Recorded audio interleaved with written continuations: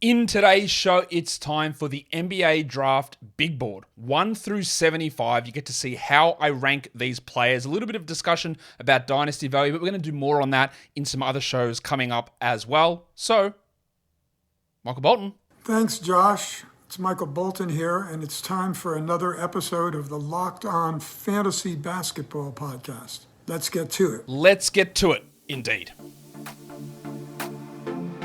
You are Locked On Fantasy Basketball, your daily fantasy basketball podcast, part of the Locked On Podcast Network.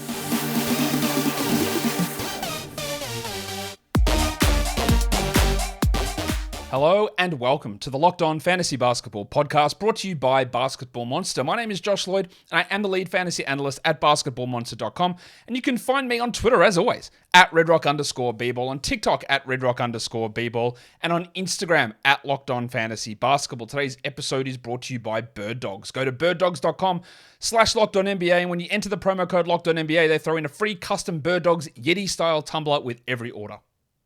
Thank you for making Locked On Fantasy Basketball your first listen every day. We are free. We are available on all platforms. Recording this before Game 3 of the NBA Finals, so I don't know how that game went. Hopefully your team won. We'll see how it goes. Interesting to see Miami get Game 2 there against Denver. We also got the news/confusing reporting about Chris Paul being waived and then not being waived, and then them looking to trade him or maybe waive him or bring him back on a cheap... I don't know. Something's happening with Chris Paul. We talked about that on the Suns season review podcast. They're going to be doing something because there's a decent non-guaranteed portion of that deal, and we'll see what happens. But the initial reporting from Haynes was then rebuffed by Woj and by Shams, saying he hasn't been waived yet. So there's still more to play out in that Chris Paul situation. But now, I'm going to do a big board. So what's a big board? It's a little bit different to a mock draft where this is just me ranking the players 1 through 75. Obviously, a mock draft doesn't have 75 picks, so we're getting into that area. And normally when I'm doing a mock draft, I am looking at best player available, but often, how do you know that? And this is my argument in fantasy drafts all the time. Oh, I just take best player available. Yeah, but who? Who's best? And often it's very hard to split that. So in mock drafts, I have tiers of players, and I look at them and go, who's the sort of best player that fits on this team within that tier? I'm not reaching down 2 tiers to grab a guy because of fit. I'm trying to find the right guy in that spot, and if there's no one else that's sort of available in that tier who necessarily fits, I'll just take the best player that's left in that area. With a big board, this is just how I think the players are fit. Nothing to do with it. Doesn't matter what team they go to. This is not an order of where they should be drafted. It's how I view these players in terms of talent. There'll be a lot of crossover with the mock draft for sure, but this is what this big board is. First time I'm doing my big board and putting it out into the... I did actually, that's not true. I tweeted out an initial version of it about 2 weeks ago, but it's changed quite a bit since then. We've had all the withdrawals as well from the draft. We might have some more with the international withdrawals coming up. And I've also spent a lot of time trying to do some funny stuff with the graphics. So if you are watching on YouTube, give it a thumbs up and tell me what you think about the graphics. All right, let's go into the big board. And we're going to do from 75 here through to 61. Number 75, I am going to go with Malcolm Cazelan, who is an international player. I believe he will be in this draft. I'm almost certain he's going to stay. I've got him at 75, plays for Mega. A wing-sized player. I don't need to go into these players with huge amount of detail. At 74, I've got Hunter Tyson from Clemson, but there's probably 10 or 12 guys, maybe even more, maybe 15 guys that I had in my top 75 that ended up going back to school. So it did bring some of these players up that I didn't have in this area into the top 75. It's got Hunter Tyson from Clemson at 74. Got Jalen Pickett from Penn State at 73. Colin Castleton from Florida. Now, Colin Castleton's an interesting player because he does have some very, very intriguing fantasy numbers. Not to say that he'll ever necessarily come to anything or be able to impact a lot of stuff, but in terms of translating his numbers across for fantasy, he does not... he's older, but he does not come through in the worst tier of my guys. Now, I've got in my fantasy dynasty tiers, I've got 98 players in that tier, and Castleton comes in at 67 in that group. So he's a little bit higher. That's still tier 19 because I've got 20 tiers for my dynasty rookies. He's still coming in at tier 19, but he's not as low as he is in my overall big board here because there are some intriguing things that he is able to do that if he ever got opportunities in the NBA, then we'd see some interesting things from Colin Castleton from Florida, I think. After Castleton at number 71, I've got Drew Timme from Gonzaga, a guy that obviously put up huge numbers in college. I just don't really see him as a viable NBA player. He'll get an opportunity either in a camp or on a two-way deal. Remember, we've got 3 two-ways each team can use this season. I don't think Timmy's going to have much impact as a NBA player. He might get drafted, but I don't have him as a top 60 player. Not number 70, because number 70 was Drew Timme. Yes, it is number 70. Oh, I'm all over the place. Number 71 was Drew Timme. Number 7 is Ousmane Ndiaye from Baskonia. A guy that's not really getting any buzz. I haven't really heard anything about him. He might end up going back or staying in Europe as a stash player. I think there's a little bit of upside with him as a big man. There's something there. I'm not massively in on him, but there's something there with him. 69, which is the one that I was waiting to get to. Giggity! Is Jazian Gortman from Overtime Elite. Really good defensive numbers, as a lot of the players in Overtime Elite did have. A guard, that's the word. I think Gortman is at least worth a two-way look. 68 is Tosan Evonwan from Princeton, a point forward. We talked about him a couple of days ago on the prospect scouting shows. Just an older guy, but really interesting passing ability as a point forward. Not sure he's got the shooting to make it in the NBA, but I've got him at 68. 67 from Arizona, Azualis Tubelis. Number 66, I've got Imani Bates from Eastern Michigan, who I don't really think is an NBA player, but he'll get drafted, I'm sure. Number 65 is Jordan Miller from Miami. 64, Amari Moore from San Jose State. 63, Muhammad Gay from Washington State. Yes, his name is pronounced Gay. It's not Guy, it's Gay, but it's like gay with a French accent. Gay, like that. I did my best because he's from Senegal, I believe, but it's Gay. Number 62, New Zealand legend, Mojave King, who played for the G League Ignite. Another player who I haven't really heard anything about him in this pre-draft lead-up. He's a guy that came in with a little bit more hype than this. I wouldn't be surprised if he ended up a top 45 player in this class, King. Just haven't heard anything about him, really. Number 61 is Isaiah Wong. Probably a little bit small, but just a very good basketball player. Isaiah Wong from Miami, of course, who made that run through to the Final Four in the NCAA tournament. Bit older as a player, but there's a little bit of intrigue there, I think, from Wong to be at least on a two-way and be able to fill in some spot minutes occasionally as an NBA rotation player. Or if not, a really solid career in Europe is coming up. Today's episode is brought to you by Birddogs.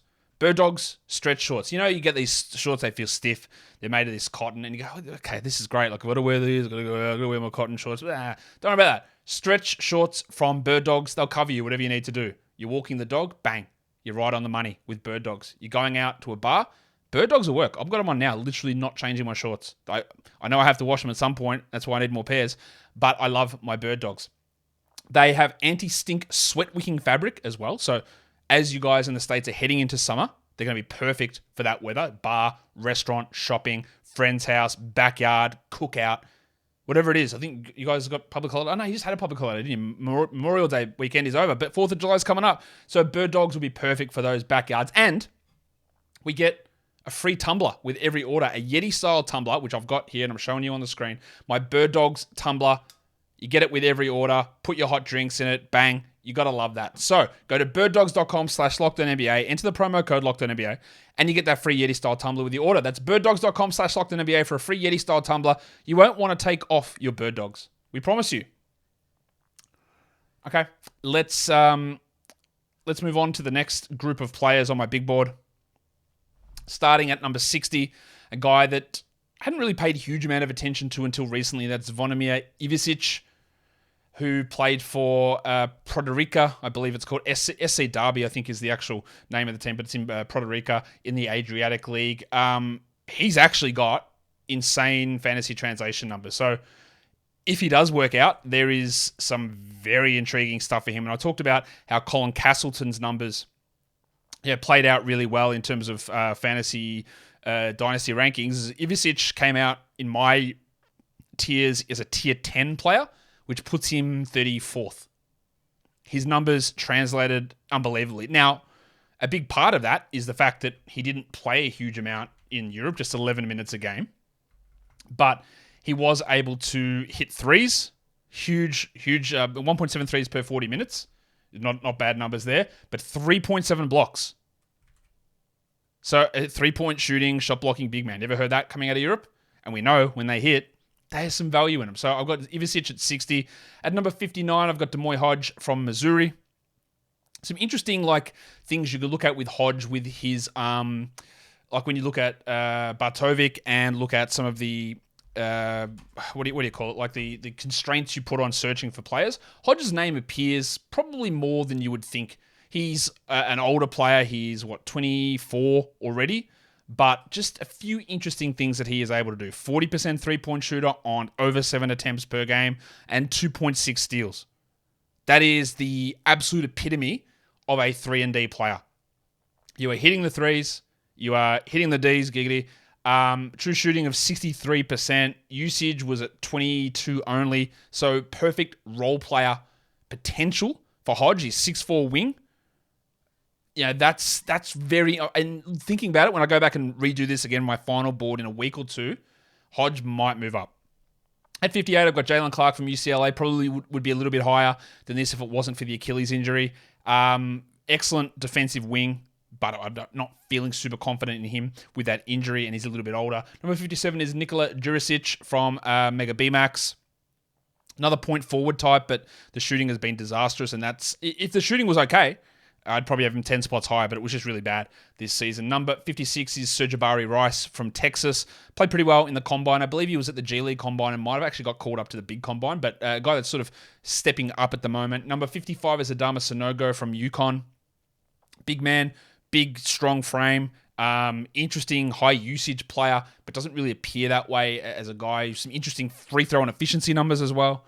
He's a guy that will take a flyer in the second. Number 54 is Adam Flagler from Baylor, who is running that team with Keontae George. Just a solid, I don't know how accurate this is. And I'm not a big player comp guy in general.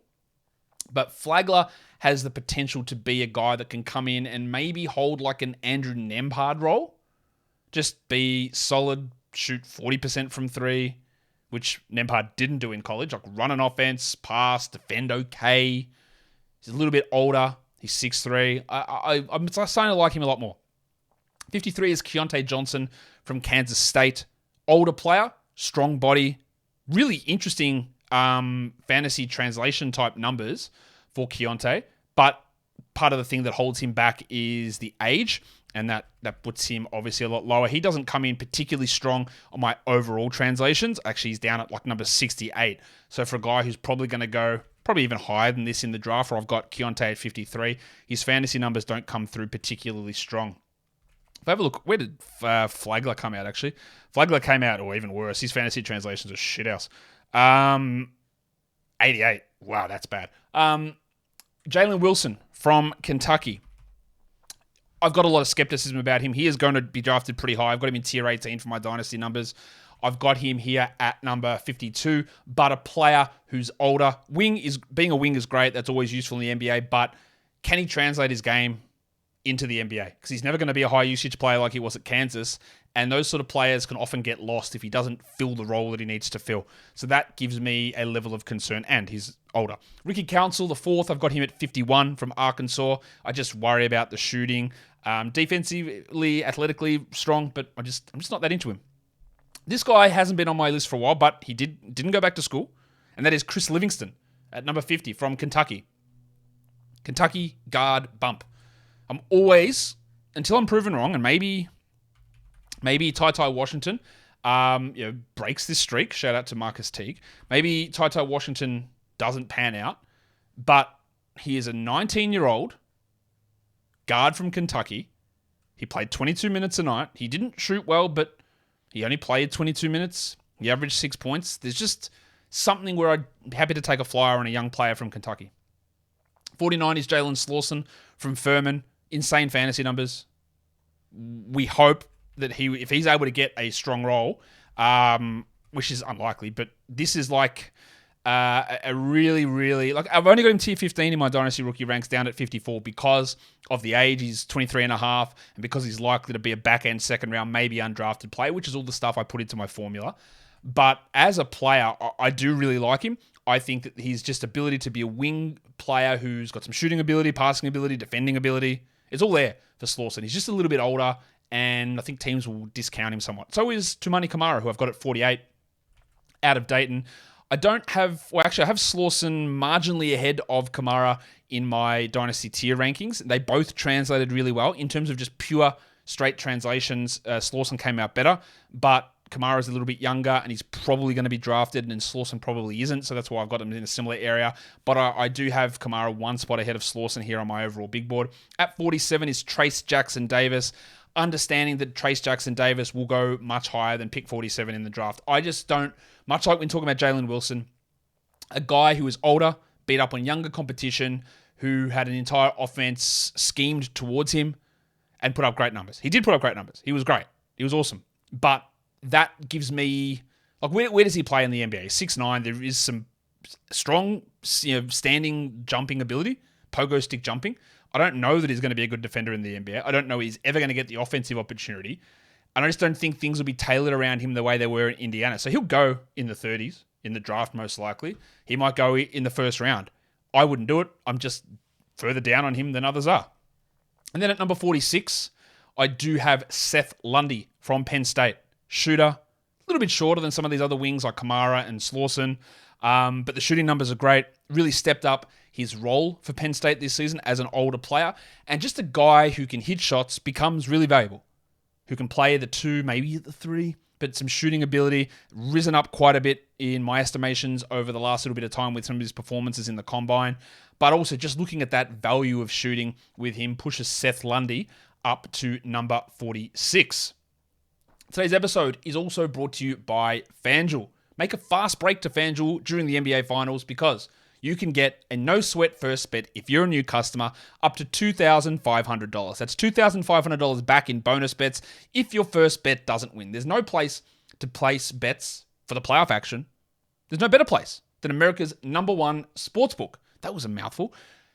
We're going to have Game 4 coming up of the NBA Finals soon. Game 3 is in the books. I don't know the score because I'm recording this beforehand, but we can go ahead and look at single game. We can look at series. We can look at finals MVP. There's some NBA draft rookie of the year props over on FanDuel already. Wembanyama -205. The field +158. That's good odds for the field. I know Wembanyama is insane, but that is good odds for the field. Visit FanDuel.com/lockedon. Get a no sweat first bet up to $2,500. I was going to say bucks and dollars and then combine them into bowlers. That's FanDuel.com/lockedon. FanDuel, official sports betting partner of the NBA. And don't forget to gamble responsibly.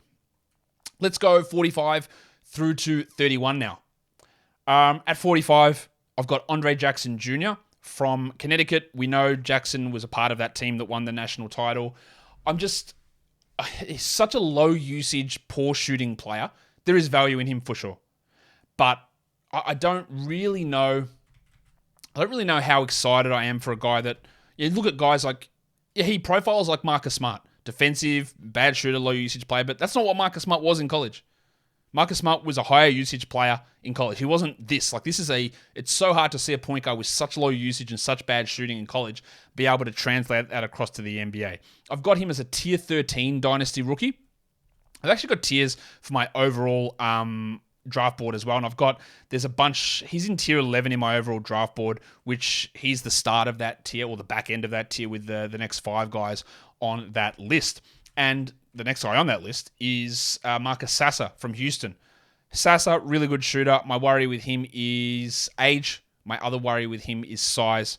The shooting is good, but can he actually be a guy that runs an offense? I'm not sure. He's 22 already. He'll be 23 before the start of the season. The shooting can be real, but the size, defense, all those are concerns for me. So I've got him there at number 44. At 43, it's Jordan Walsh from Arkansas. Didn't know that he would necessarily come back into the draft or stay in the draft, but he did. The shooting is a massive concern, but size and defensive ability on the wing is huge. Now, if you're taking him at the start of the second round versus taking Isaac Okoro at pick 5, well, you'd be okay taking a player like that at pick 40, pick 35, pick whatever. I'm very, very skeptical that the shooting ever comes around for Jordan Walsh, but he's young. There's enough there in that youth to give me some hope that we can develop some things, and the pressure's not on of wasting a high pick to get him comfortable with where you need him to be in terms of his shooting. I've got him as a dynasty player, not particularly strong, at about number 46, which is not far off where I've got him here, actually, where I've got him at number 43 on this list. Number 42 is Julian Strother from Gonzaga. Great, or Gonzaga, depending on how you want to say it. I don't want to say it that way. Strong rebounder, good shooter, played a big part for that Gonzaga team over the last couple of years. A little bit older, solid size, good rebounder as a 3, maybe plays like a small ball 4 in the NBA. I might be underrating him a little bit, putting him there, but that's fine. He's at 42. 41 is Mike Miles Jr. from TCU. Short, small wingspan, really strong. Shooting is good. Passing is okay. I just think there is a role for a player like this. He's not quite the level of Desmond Bane, but a shooter who is strong, who can get to the rim, who can finish okay. Small wingspan, yes, but I just think he's a draftable player. Now, he might not get drafted anywhere, Mike Miles. I think that's definitely possible. But I do like what he brings. He's not, fantasy-wise, he doesn't translate particularly strongly, but I think he's a useful player. Terquavion Smith's a guy that could have gone number 20, I reckon, last year, but came back to school. I've got him at 40 this year from NC State. His shooting numbers this season were really, really poor. I do have him up in tier 11 for my dynasty ranks at about number 36, so not far off this zone, but think a player like a Bones Highland, probably worse shooting than Bones Highland, but the ability, or worse passing than Bones, but the ability to create your own shot on an NC State team that needed him to do a lot. It didn't work out in terms of his efficiency, but when we're looking for guys who can generate shots, Smith is one of those players. At 39, I've got Kobe Brown from Missouri, who does have really, really strong translation numbers. Like they translate amazingly. Now, what the downside is there is 23. So that gives you a level of concern, but the actual pure production, if it does work out, is really, really good for Kobe Brown. So I like him at 39. 38, I've got Jaime Jaquez Jr. from UCLA. I don't really know what his end role ends up being in the NBA. Fantasy-wise, he translates okay. Nothing super spectacular, but sort of around this zone where we've got him there at 38. UCLA scoring wing.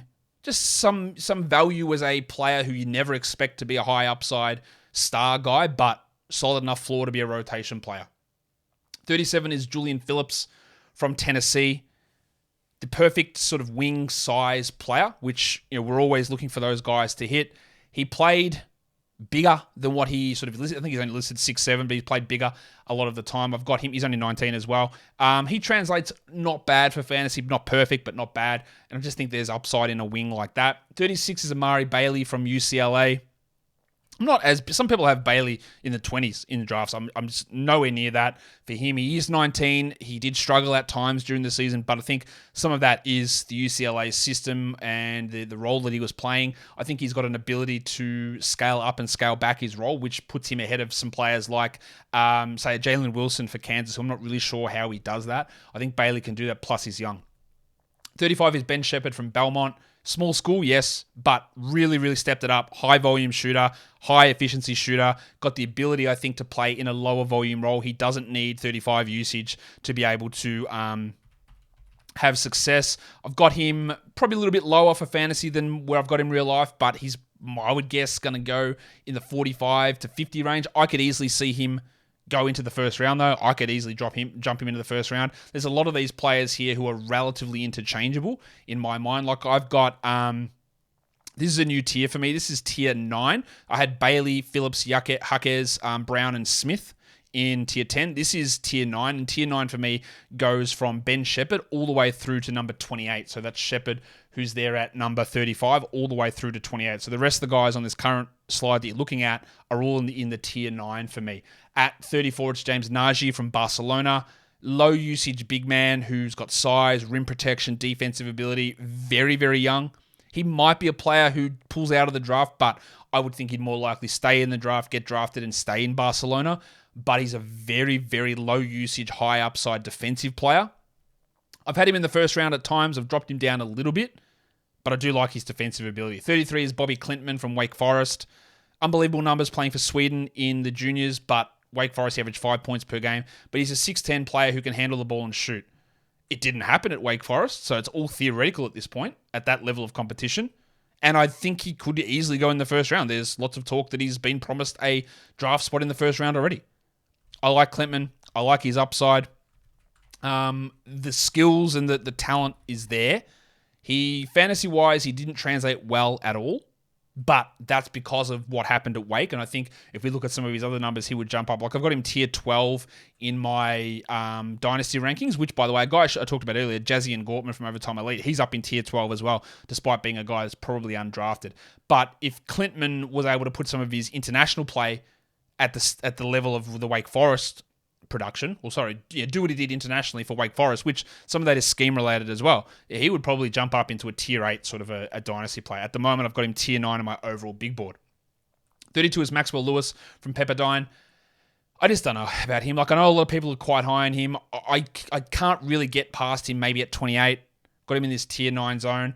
There is some shooting upside. There's wing size. But I look at him, I'm just uninspired, I think. It's like, what is the one thing where I go, ooh, what if this happens? And I go, not sure what it is. I'm not sure what that one thing is. It's a little bit like Huckers as well. Where I go, okay, what are you going to do that makes me get excited? And I say the same thing for Colby Jones at 31. In fact, I've been working on sound drops and nicknames. So Colby Jones gets a sound drop.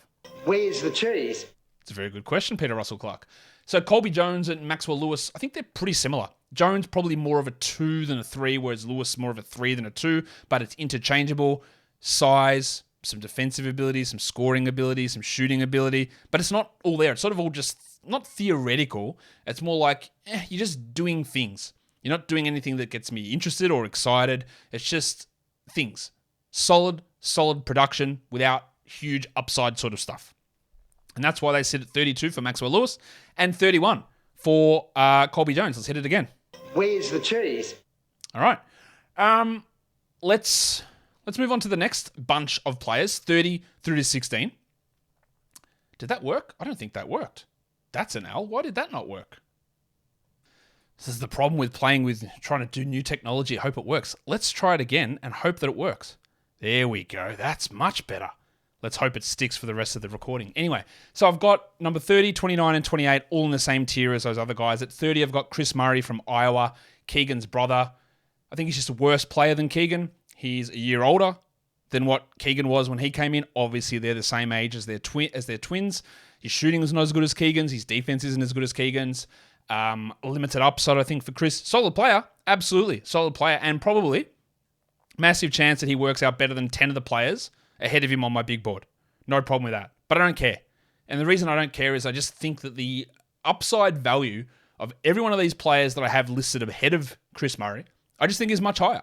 And I just rather take that flyer on those guys ahead of Chris, where I know what I'm getting. It's solid. And that is, again, going to be team context dependent. And that's not what this big board is. I just think that these other players are better prospects than what Chris Murray is.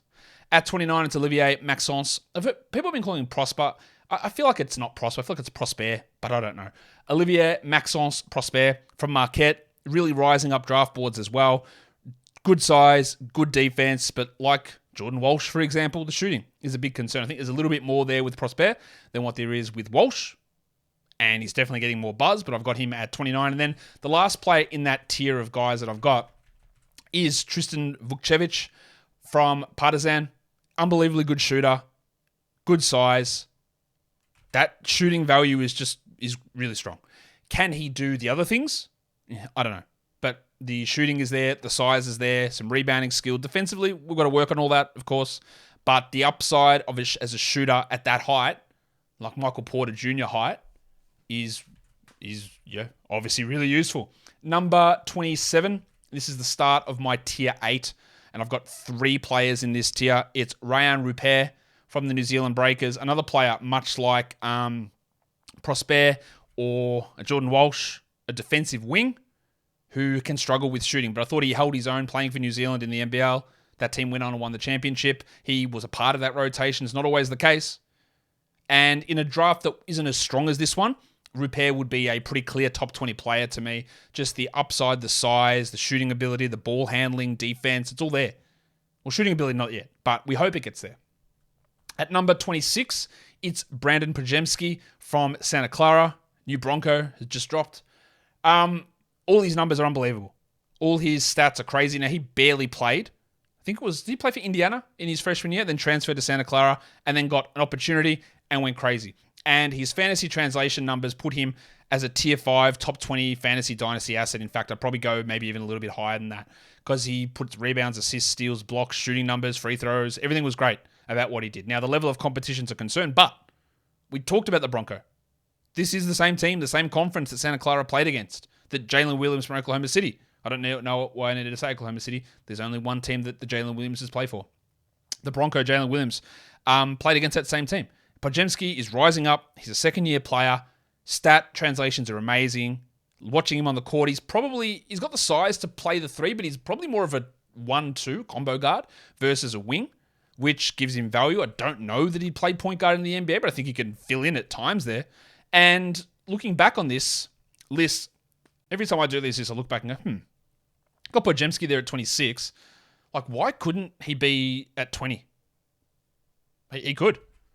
I don't have him in that tier yet, but I reckon when I go back and do this again, I'm probably going to end up moving him. But I've got him in the same tier as Rupert and Jordan Hawkins, who I've got at 25 from UConn. The shooting for Hawkins is great. Movement shooting is solid. He's a little bit older, and I'm not really sure what else he brings to the table. Having shooting is important, but as we talk about on this show a lot, what else? If that's cold, what else are you bringing? Is there any superstar upside in what he can do? And I don't think there is. And that's why I've got him down at 25. The beginning of my next tier is Sidi Sissoko at number 24. Now, a lot of mock drafts who are trying to predict what's going to happen in the NBA draft have Sissoko falling outside the first round, which is crazy to me. Yes, there are some concerns about the low usage and some shooting numbers, but I've looked at some of his G League stuff, and when he needs to, he can step it up. He's got the size. He's like 6'7". He can pass, point forward, defend. Defend? Why did I say it that way? Defend. The shooting, yes, it needs some work, but I think he's a better prospect than Rupert. I think him playing at that G League level and playing pretty well for that team alongside Scoot Henderson is important. And I don't know why he's falling as far as he is. I definitely wouldn't let him fall outside the first round. No chance. 23, Jet Howard from Michigan. Shooting, excellent, no problems there, but literally everything else I don't know. There are some, and that was with Albert, who came on the show last week and was really high on Jet and his ability to create for himself and push to maybe be a number 1 or 2 option. But I worry about him defensively. I worry about the complete lack of rebounds. I worry about creating for others. The shooting I've got no real concern about, but the height is there. And he will almost definitely go higher than pick 23, but I've got him at 23 on my big board. 22 is Nick Smith Jr. from Arkansas. Just a disastrous college season, injury-wise and production-wise, considering he came in as like a top 5 player at a bare minimum. He was awesome coming, or the projection for him was awesome. They thought he was going to be a top 5 pick. But everything for Arkansas went wrong. The shooting wasn't there. He couldn't stay healthy. So I've got him in this tier 7 group along with Sissoko and Howard and the next 2 guys on the list. But there's clear upside there for him to get back to what he was able to do in high school. I worry a little bit about shot selection and efficiency, but at this point of the draft, getting that star upside is important. And the same goes for the next guy who I've got at number 21, the pimple, Derek Whitehead, who has a second surgery on his foot. He will be ready for training camp, but that's what dings him. To me, I would have had him probably 15 or 14. He still shot 40% from 3 for Duke, so it wasn't that he just couldn't hit shots. He just had injuries. He couldn't really get the minutes that he needed, and sort of working it out, coming back from injury to get into the right position and the right role was tough. The second foot surgery here worries me, but he's got size, he's got star shooting upside, but he can do more stuff. I think he can defend a little bit. I think he can be, profile, at least he did profile to be a number 1 offensive option. Not sure he'll get there, but there's a lot there that I like. And then to finish off this tier 7, I've got G.G. Jackson from South Carolina, Cock legend, who had huge usage. He's the youngest player in this draft by a million miles. He doesn't turn 19 until December. So when we talk about him, he's younger than Brandon Miller, like a month older than the Thompsons. No, sorry, 2 years younger than Brandon Miller, and 1 year and 11 months younger than the Thompsons. He's unbelievably young. He could have gone back to college and still come out into the draft as a 19-year-old next year and been the number 1, number 5 player, top 5 player in the draft. A lot of off-court concerns for sure. Immaturity issues, he's 18. So that makes a little bit of sense. I worry about some of the shot selection, some of the defense, but man, the size, the shot creation ability is massive for a guy like this. And again, in 2 years' time, he's the same age as what Brandon Miller is now. In 3 years' time, he's the same age as Jordan Hawkins is now. That sort of upside is amazing. By the end of his rookie contract, he's 22. So you've got this time to see what he becomes because he's nowhere near a finished product. So I've got him at number 20. That rounds out my tier 7. I've got 2 guys in tier 6, and that is Keontae George from Baylor at 19 overall, and I've got Noah Clowney from Alabama at 18. I've moved Clowney way back up. I just think that his defensive ability on the perimeter and at the rim and in the paint is excellent. He is also really young. I think he's just about to turn 19. He's 6'10". He can shoot. He can defend. Why can't he be, new age Paul Millsap? And he's young. I think that look, if you look at a guy like Bobby Clintman, who's got a similar physical profile with shooting, but Clowney's a much better defender, worse passer, but it's the tantalizing upside for me. And getting a 4 who can, think Aaron Gordon, but a better shooting version, well, maybe not better shooting, maybe potentially better shooting, but that sort of player, Aaron Gordon. Not the athlete Aaron Gordon is, of course, we know that, but they're valuable, these guys. They can defend in, they can defend out, and he's young. I really like it. So that's the end of that tier for me. And then I have an extended tier 5, which is pretty big. It's 7 players long. Yeah, 7 players long. At number 17, it is Grady Dick. And Grady Dick, I said I'm working on nicknames. It's just too many options. What do I call him? There's just some of it feels too obvious to call Grady Dick nicknames. There's got to be something that's out there. I'll find it, but I'm not there with him yet. Anyway, I've got Grady Dick at 17. Really good shooter. He'd have to be the best shooter in this class, and I'm not convinced that he is. He'd have to be the best shooter in this class for me to push him into the top 12 zone. I am very convinced he's going to go there, and I'm very convinced I'm not going to love it. I worry a little bit about his defense. He's got good size. That is a huge positive. The shooting is great, and I think it's going to be great, and he's young. He's only 19, but some of these one-dimensional players, and I fear that's what he might be, I don't want to spend lottery picks on them. So I've got him at 17. I've got Bryce Sensabaugh at 16. And I did have Sensabaugh going at 11 in my last mock to Orlando because I just think they need some scoring and shooting. And that's what I talk about, looking at the tiers. So while I do have some other players who I think are better than Bryce Sensabaugh, I just think that when you're the Magic and it's the second pick in the top 11 and you've got Paolo and you've got Franz there already, then you can take a little bit of a guy that if he's in that same tier, you can grab that shooting. And that's why I have Sensabaugh over Dick. So I would take Bryce, and that's still where I sit with that. I worry about his defense. I worry a little bit about his knees. His defense is bad. It's worse than Dick's, I think. But I think his shooting and his scoring overall is probably a little bit better than where Grady sits. Now, I hope that as I go through to my top 15, my graphic animation works. That would be the ideal scenario. Fingers crossed. Oh, yes. I think we've solved the problem. So let's go through the final 15 of my big board. Number 15 is Jalen Hood-Schifino from Indiana, a guy that's numbers overall in college aren't particularly strong, but he's big, he's 6'5", he can pass, he can shoot, he can defend. The system there, we talked about Trace Jackson Davis having everything run through him. That sort of limited what Hood-Schifino can do. Now, I think Hood-Schifino is going to go higher than this. I think ESPN's got him at 9, and I wouldn't be surprised if the Jazz do grab him around that area. That size as a point guard who's got, I think, more shooting ability than, say, an Anthony Black is really useful. Didn't produce in college the way we wanted him to, but I have moved him all the way up to 15. Number 14. This guy is getting more hype than anybody at the moment, and is still part of my tier 5 group along with Dick and Sensabaugh from the last grouping. It's Bilal Coulibaly. And I've got to get that pronunciation right. Is it Coulibaly? Because I know you'll hear him pronounced as Coulibaly, but I watched a French game, well, obviously he plays in France, and the French announcers called him Coulibaly. So I'll go with Coulibaly. This guy's numbers were pedestrian, and now he's exploded. Now, some of this is recency bias because there's no prospects playing apart from him and Victor Wembanyama. But every game that goes on, he's pushing his team, Metropolitans 92, through to the French finals, playing a big role. And every time I go to look at his numbers to translate them, I've got to add the most recent games, and it gets better and better and better. So when I did this a month ago, he translated in my system 270th out of all NBA players. And now it's 159th. So jumping up. He's into my 4th tier for Dynasty. So around that 14 mark. I've got him in my 5th tier here overall. It feels to me that he is going maybe in the top 10. It doesn't feel like he'll get past Oklahoma City at 12, but that's not the purpose of this big board. It's for me to tell you where I put him, but I'm not 100% convinced. Athleticism looks crazy. Wingspan is huge.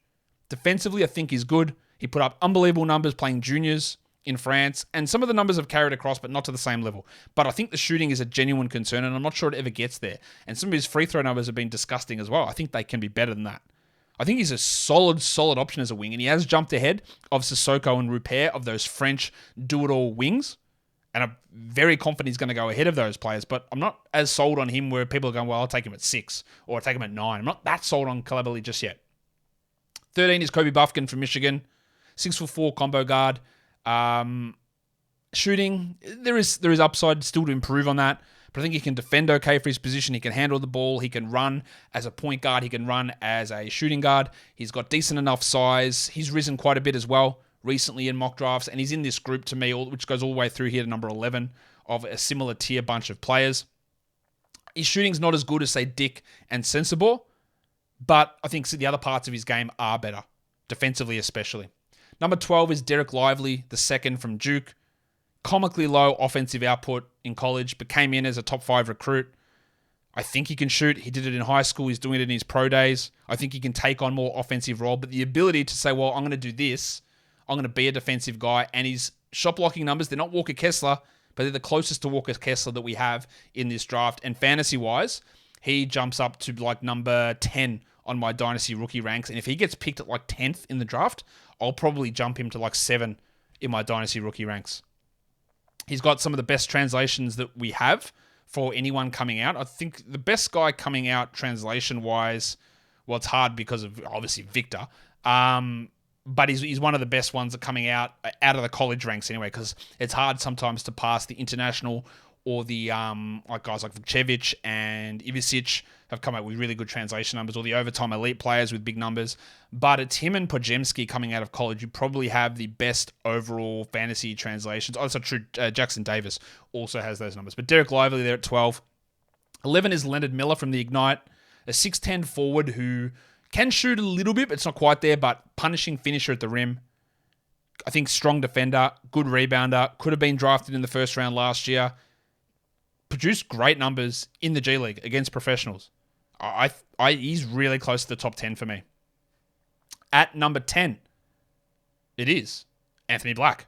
Mr. Black. From Arkansas, 6'7 guard, point guard, bad shooting, bad form. And yes, you could say the Thompsons have bad shooting, and I agree. And Anthony Black's a better shooter, I also agree. But I also think that they're better playmakers and better defenders and better athletes. So I've got him ahead of Anthony Black. Now, I could easily make an argument that Black could be the best point guard in this class, non-scoot division. Easy. But I'm not going to. I think he's actually behind Cason Wallace, who I've got at 9. I just really worry about the offensive hesitancy and the shooting hesitancy with him as well. At number 9 is Cason Wallace from Kentucky. Definitely a Kentucky guard bump, no doubt about that. He measured probably a little bit shorter than I'd hope. I think 6'2.5" without shoes. That's about 6'3.5", 6'4" with shoes. Strong wingspan, strong body, good defender. I think he's got scoring upside. We know the Kentucky system. I would love for him to measure 6'4" without shoes. It would have been awesome. But he's not quite there. His fantasy translations, Wallace comes in at number 9, so about the same, exact same spot in my tier 3 for fantasy rookies, whereas someone like Anthony Black is behind a Lively and a Miller for my fantasy translations. And then we get to the top 8, which I think is pretty set as a top 8. I don't see anyone else jumping into that. I've got Whitmore at number 8. Now, Cam Whitmore is probably going to go at pick number 5. He is very young. There's no debate in that. And actually, for my Dynasty rookie tiers, he's in tier 2, which puts him at number 4 overall. Because I think he's going to go quite high. I think he's going to go pick 5. He's very young. He's got high-level scoring upside. But the worry for me is it's very, very rare to see a player with such inability to create for others turn into a star NBA player. It's just so unlikely. Now, maybe he can do that, and the Villanova team wasn't particularly strong. But that assist-to-turnover ratio and the low assist numbers are puzzlingly low. I think he can be an okay defender. He's pretty athletic. He's not hyper-athletic like some of these other guys. I don't think he's the athlete of Scoot or the Thompsons. Let me just phrase it that way. But getting to the rim, good size, position of need, shooting and scoring upside, all really good. And I've got, in terms of my overall draft tiers, I've got all of these guys, 8 through 3, in the same tier. And that wasn't the case when I did this last week. At number 7, I do have one of the Thompsons. I think he's talking to you. Asar Thompson, I've got at number 7 here. I just think marginally less feel than a man, marginally less athleticism, possibly a better shooter, probably a better shooter, but I just think just marginally lower as a prospect. But when I did this last week, I had a men a tier higher, and now I've got a men and Asar in the same tier. So I do have Asar coming in at 7, but you could easily now, I'm more attuned to the argument of having Asar higher than a men. I'm not there, but they're closer than they were. At 6 is Jarris Walker from Houston, another player that I can use my Walker sound drop on now that Kemba Walker's out of the league. Hello. Jarris, the numbers aren't blowing you away in college. The shooting at 34% from 3 is not ideal, but perfect size. Well, maybe not perfect. Maybe a little bit short, 6'8". I would like him to be 6'9", 6'10" to play the 4. I don't think he can play the 3. But what he was able to do at IMG before going to college was run an offense and be more creative with the ball in his hands, which he didn't do in Houston with Marcus Sasser doing a lot of that. So there is significant upside. You can't beat Draymond Green because Draymond Green's one of a kind. But a defensive 4 who can play some small ball 5, who can pass and run a little bit of offense, maybe some shooting upside. It's interesting. I think there's a lot more to him offensively than we saw at Houston. And I would have no problem with Jarris going at pick 4. At number 5 on my big board, it's Brandon Miller from Alabama. Now, he will go undoubtedly at least at 3, and it feels like he's going to go at 2, which feels like an insane mistake to me. I think that Miller's shooting was great. I think that his size is important. I don't think that he's an elite defender. I don't think that he's an elite self-creator. I don't think his passing's good, but I don't think he's an elite creator for others. I think his athleticism is below par. I think that his finishing improved as the season went on, for sure. And I think he could become like a Chris Middleton type of player, not Paul George. I think, and that's still really valuable. And it's not like I hate Brandon Miller. I have him at 5. I just don't see overall complete star, number 1 option upside. And the fact that, like most players, but the fact that when he played against better opposition in college, the numbers look pedestrian. And the drop-off for him was more pronounced than it was for other players. And then we saw the fading at the college, at the NCAA tournament, the off-court issues, which of course he hasn't been charged, but there's still questions to be asked there. And there's conflicting reports about his interviews, which I'm not a part of and I can't judge that. But just going off his game as well, I've got him at 5. Because I really like Taylor Hendricks at number 4. Taylor Hendricks, again, is there clear number 1 offensive upside? I don't think so. But the ability to shoot, be a 40% three-point shooter as a big man. Think Jabari Smith, who I know people say are very much out on Jabari. I think maybe they're going a little bit too far on that. Jabari Smith's defensive ability, shooting ability, I think maybe a little bit more self-creation ability for Taylor Hendricks. He also knows exactly what he needs to do role-wise. He can play the 4, he can play the 5. He might be able to play the 3 in certain situations. It's just an insanely valuable player. And the reason I have him ahead of Miller is while Miller is probably going to average more points per game as a player. No, I've got no question about that. But I think what Hendricks brings positionality, defensively, combined with shooting, combined with fitting a role, makes him more valuable. As simple as that.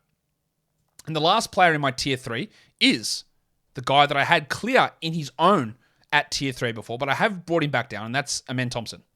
I think he's talking to you. I'm just starting to really shit myself about the scoring or about the shooting. Now, a lot of people say, well, he's just Ben Simmons. That's just completely not true. Ben Simmons would not take 3s. Amen will. He'll miss them, but he will take them. And part of Simmons' issue was not that he can't hit 3s, it's that he never did. So you never had to guard him. Amen will take them. He'll miss a lot of them. That is a huge concern, but he's not a player like Simmons, who is a better athlete than Simmons, number 1. He's probably not as good of a passer.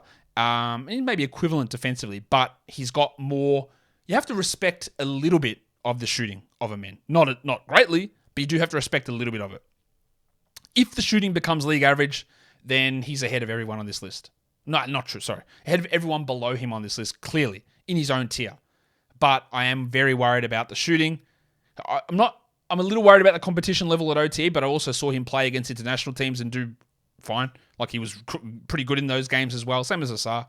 So I'm not that concerned about that. It's really just the shooting for me. Number 2 is Scoot Henderson. I'm just not going to overthink it. I know that a lot of people will be like, he will go number 1 in every draft class prior to this. And I might have even said that. And I think he would go number 1 in a lot of previous drafts. He also wouldn't in some of them. In fact, that's an interesting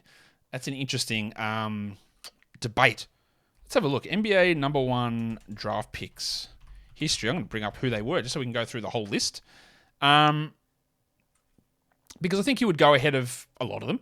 Like, would he go ahead of Paolo Banchero? Yes. Would he go ahead of Cade Cunningham? Yes. Anthony Edwards? Yes. Zion Williamson? No. DeAndre Ayton? Well, that's an interesting one because DeAndre Ayton shouldn't have gone 1. So would he have gone ahead of DeAndre Ayton? Yes. Should he have gone ahead of Luka Doncic? No. Markelle Fultz? Yes. That's the Jason Tatum draft. But as prospects, you would have taken Scoot ahead of Tatum. 2016 was Simmons. Simmons versus Scoot. Probably would go Scoot. Probably would take Scoot. 2015 was Towns. I think I probably would take Scoot.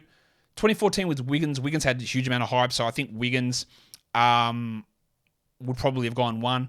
13 was Anthony Bennett. That's a very clear. Scoot would have gone 1. And then 2012 was Anthony Davis. No, he wouldn't have gone ahead of Davis.